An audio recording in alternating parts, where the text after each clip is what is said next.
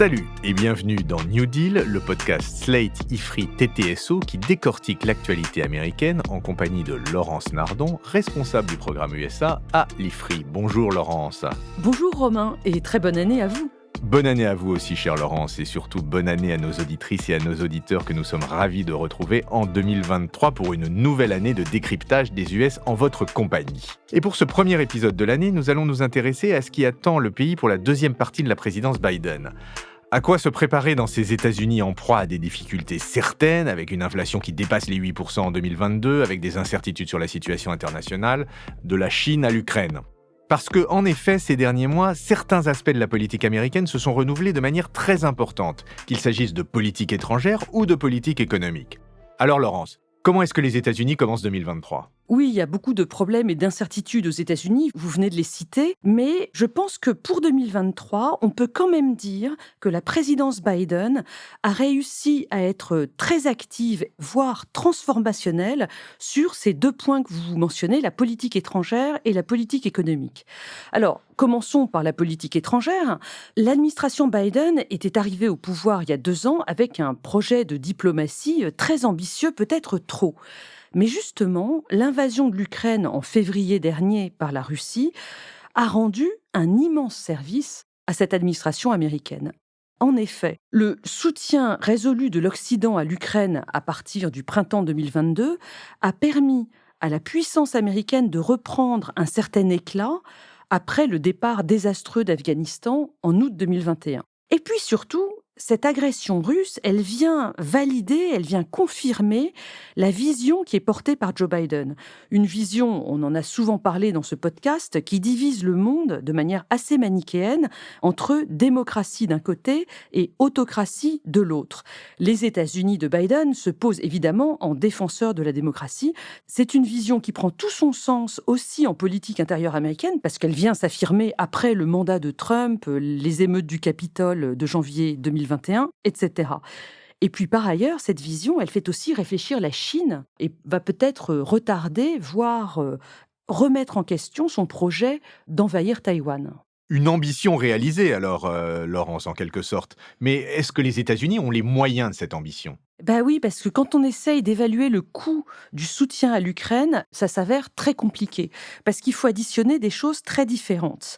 Il y a d'abord les livraisons d'armes, qui sont certes achetées à des entreprises américaines, mais enfin qu'il faut quand même financer à un moment.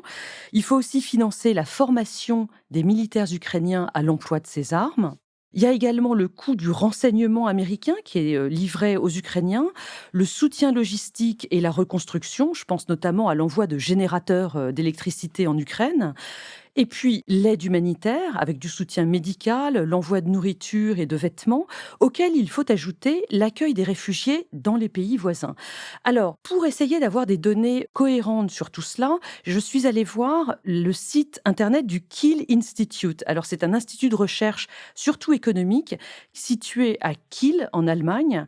Il a été fondé en 1914 et il a une excellente réputation. Le Kiel Institute tient à jour un décompte du soutien à l'Ukraine, un Ukraine Support Tracker, qui fait un travail remarquable. À l'heure actuelle, ce sont des données qui datent de la fin de l'année 2022. Le soutien américain à l'Ukraine est évalué à 48 milliards d'euros, tandis que le soutien apporté par l'Union européenne et les pays de l'Union européenne est évalué, lui, à 52 milliards d'euros. C'est la première fois que le soutien de l'Union européenne dépasse le soutien des États-Unis à l'Ukraine. Et ça, c'est grâce à une enveloppe d'aide à l'Ukraine de 18 milliards d'euros pour 2023 qui a été votée par Bruxelles en novembre dernier. Donc les Européens en font plus que les États-Unis pour l'instant ? Oui, alors ça va certainement fluctuer en fonction des montants d'aide à venir, mais c'est suffisamment notable pour être souligné. Alors ça, c'est pour l'aspect diplomatique, où effectivement, on voit bien que les États-Unis sont revenus après l'Afghanistan. Mais je crois que vous vouliez parler aussi des transformations en matière de politique économique pour les États-Unis. On en est où en ce début 2023 ? La politique économique, c'est un autre aspect extrêmement important de la présidence Biden et qui me semble là aussi en faire vraiment une présidence transformationnelle. C'est la deuxième fois que vous utilisez cet adjectif, et moi je note que c'est quand même un adjectif qu'on n'a jamais utilisé à propos de cette présidence, dont tout le monde disait qu'elle était molle et finalement non avenue. En effet, fait, ce président qu'on juge si fatigué est en train, je pense, de renouveler les choses de manière incroyable aux États-Unis. Et si on parle de politique économique, je veux justement parler de cet interventionnisme de l'État fédéral, notamment avec une politique industrielle extrêmement volontariste, qui a été lancée par Biden depuis 2 ans. Ces politiques, elles viennent confirmer la fin du cycle libéral, ou peut-être même ultralibéral, en place aux États-Unis depuis les années 80. Oui, le cycle qui a emporté tout l'Occident et qui avait été entamé par Ronald Reagan. Qu'est-ce qui, selon vous, est venu y mettre fin? Ce cycle libéral, il a commencé à se fissurer avec la crise immobilière et financière de 2008. Les Américains se sont rendus compte que la prospérité pour tous, promise par Reagan à coup de dérégulation tous azimuts et de baisse des impôts, n'avait pas fonctionné.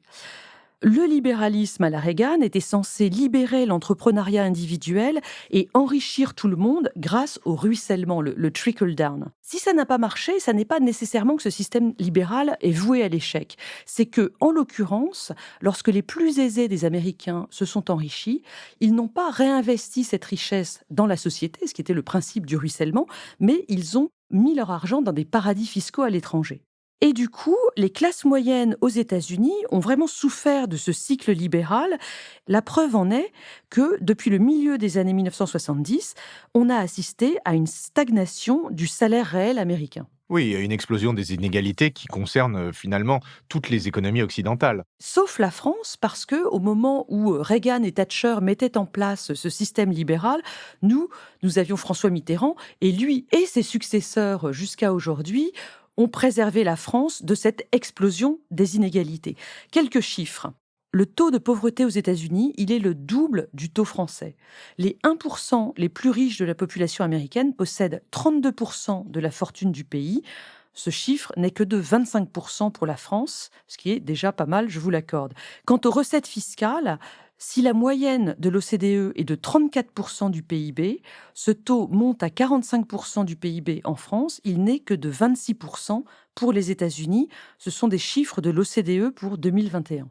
Mais qu'est-ce qui s'est passé aux États-Unis après cette prise de conscience de 2008, la crise immobilière dont vous parliez tout à l'heure? Les Américains ont réagi, et ce qui est intéressant, c'est qu'ils ont réagi aussi bien à droite qu'à gauche.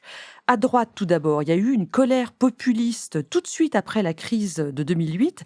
C'est le mouvement des Tea Parties, un mouvement qui a été récupéré très largement par Trump pour se faire élire en 2016, sur un programme qui est bien sûr xénophobe, mais aussi un programme de nationalisme économique.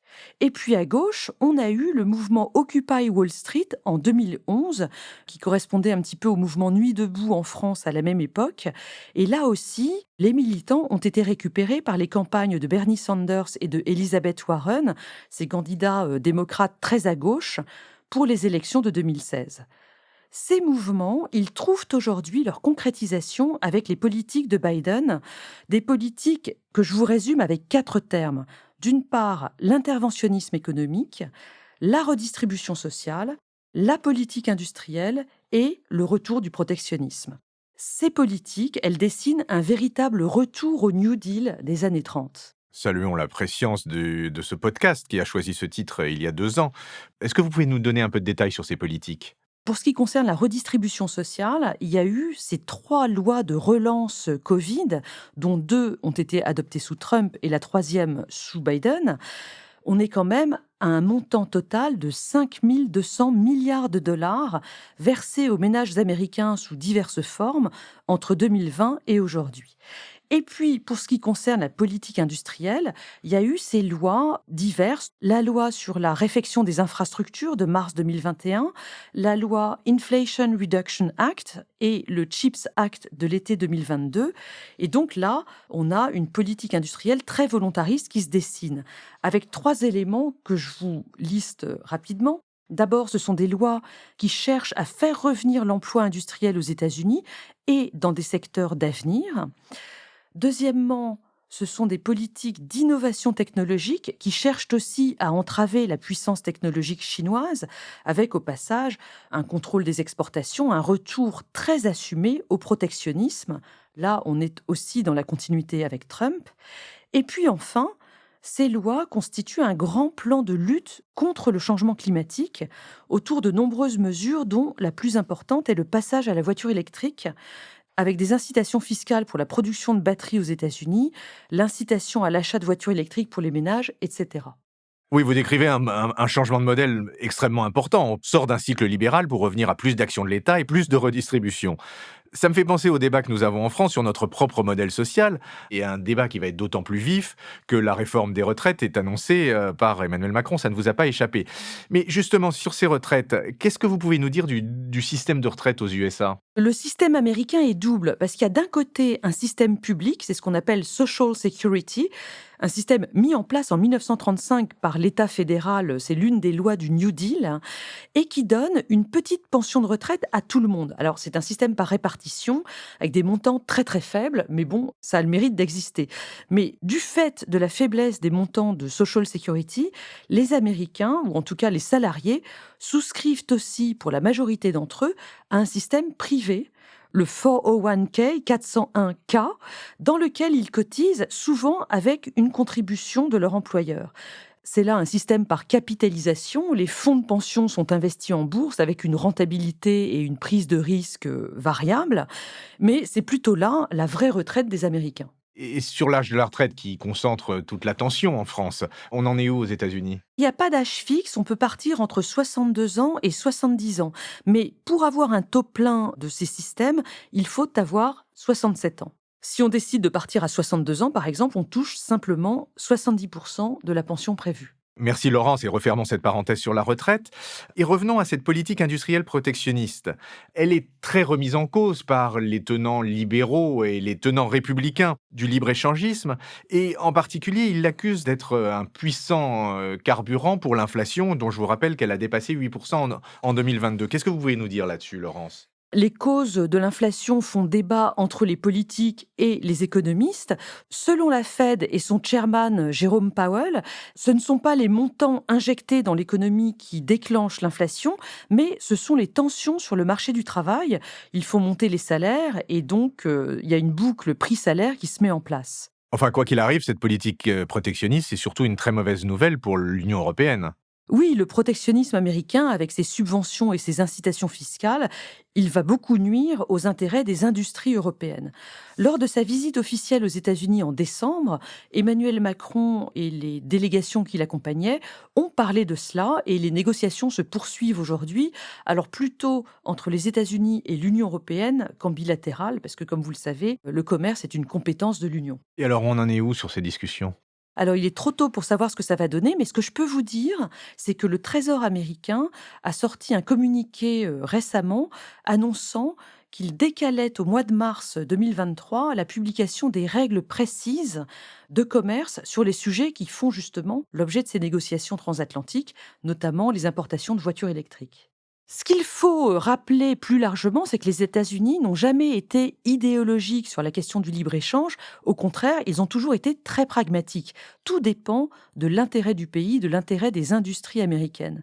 Au XIXe siècle, par exemple, il faut le rappeler, le Nord yankee était protectionniste parce que le tissu industriel était encore en pleine constitution et beaucoup trop fragile pour ne pas être protégé. Alors que, au même moment, le Sud, qui était alors une puissance agricole, était libre-échangiste parce qu'il voulait exporter son coton. C'est d'ailleurs l'une des causes, pas la principale évidemment, mais l'une des causes secondaires de la guerre de sécession. Au XXe siècle, l'industrie américaine était absolument dominante, donc elle avait intérêt à être libre-échangiste.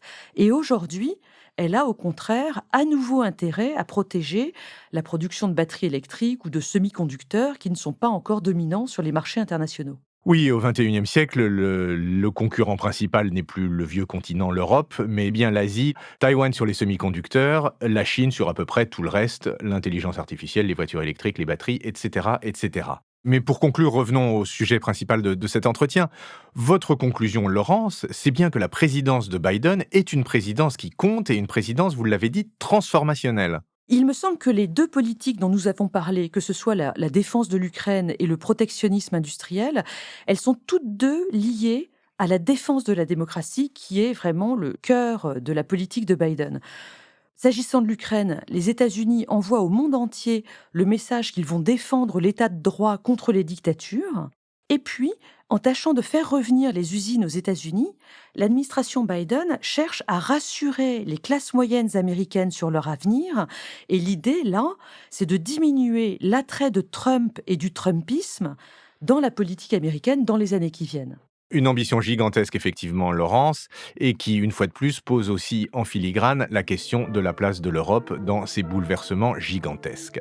Merci beaucoup, et je me réjouis de vous retrouver en 2023 et surtout la semaine prochaine pour un nouvel épisode de New Deal. Merci Laurence. Merci Romain, à la semaine prochaine. New Deal, chaque semaine, sur Slate, TTSO, Lifree et sur vos plateformes de podcast préférées.